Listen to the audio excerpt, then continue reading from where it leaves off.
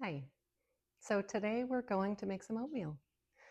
All right, homemade oatmeal is comforting, soothing, warming. It's a delicious, nutritious option for many of us who enjoy it. If you haven't had oatmeal in a long time, maybe this is a good opportunity to bring it back and see what you think. There's lots of different ways to flavor it and to add different fruits for flavor and texture.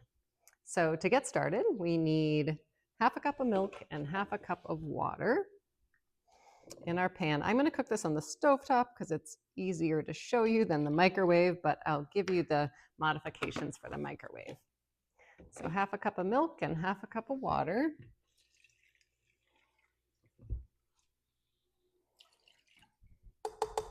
And then half a cup of oats. I'm using old-fashioned oats for this recipe. You can use instant oats, they're just going to take less time. So if you're using a fruit that needs some cook time, it can be nice to use the old-fashioned because it gives them a little longer. Something like an apple will get more tender.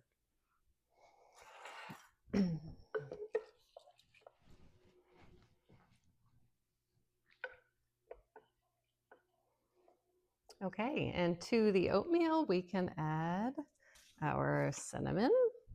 So 1/4 teaspoon of cinnamon. If you don't like cinnamon, any other spice that you like is probably going to work fine. I would think a little pumpkin pie spice or apple pie spice, one of those blends would be really nice in here. And then a pinch of salt, just kind of a dash, that's going to help it from boiling over. Get my pan on. Okay, and then I like to cook my oatmeal and then add the sweetener. I just enjoy it that way. I don't know that there's a right or wrong.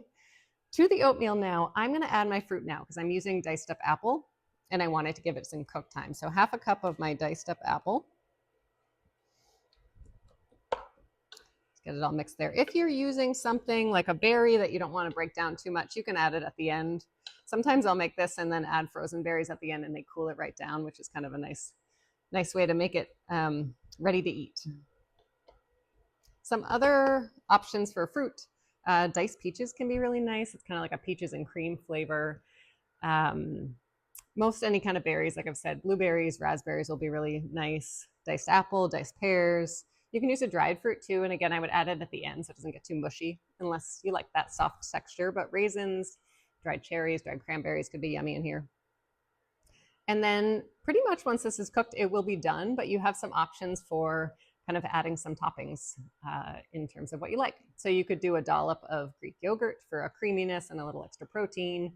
You could do a sprinkle of ground flaxseed or hemp seeds or chia seeds if you're in the space of wanting to add some more of those seeds. Those are a nice source of protein and fiber and healthy fats. So a good little nutrition boost. And they add some nice kind of mild nuttiness and flavor to your dish. You could also add some nuts, some pecans or almonds or walnuts to the top to give a little more crunch and that nutrition boost. So this oatmeal is going to cook for about 5 minutes for the old fashioned. If you're doing instant oats, it's about 2.5 minutes. If we were microwaving this, it takes about 2.5 minutes for the old fashioned in the microwave and about 1.5 minutes for the instant. And all of your oatmeal containers will say the amount of time that they need. So just give that a check. All right. I'll let this simmer for 5 minutes. Give it a stir every once in a while, and then we'll be back. All right, my oatmeal's been cooking for 5 minutes, and you'll notice that all the liquid has been absorbed. It smells really delicious, and it's actually been, I've continued stirring it fairly consistently, but it's kind of been a nice mindfulness activity to just slow me down. Life is busy, and it's easy to be rushing through things. And so if we can use cooking occasionally as an opportunity to slow us down, it can feel really nice. So my oatmeal is done. I'm going to put it in my bowl here.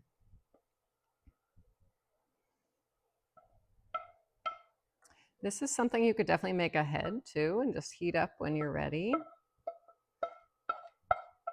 A lot of people like the overnight oats. I'm still preferable to kind of cooked oatmeal from a texture standpoint instead of the overnight oats. So I would probably prefer to kind of cook it and then just have it ready to heat up the next day personally.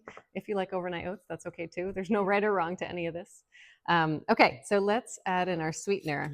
I'm going to do 1 teaspoon of maple syrup. It can be nice to measure maybe the first time if you're making this, just so you get a feel for how that volume looks and then tastes in here. In comparison to an oatmeal packet that you would purchase at the store, those have about 3 teaspoons of added sugar. So if you're someone looking to kind of cut back on how much added sugar you consume, this would be a nice way to do that. And then we're just using all natural ingredients here and a really affordable recipe. All right, so I've got my sweetener in there, and then I'm just going to add a kind of a sprinkle of ground flaxseed and hemp seeds to the top of mine. I look for ways to add those in when I can. And again, just a little. I think if I add too much, then they could be overpowering from a enjoyment perspective, but a little bit will be lovely in here. All right, so there is our oatmeal. Let me give it a taste, see if it's not too hot. I'm smelling the cinnamon and kind of the creaminess of the oats.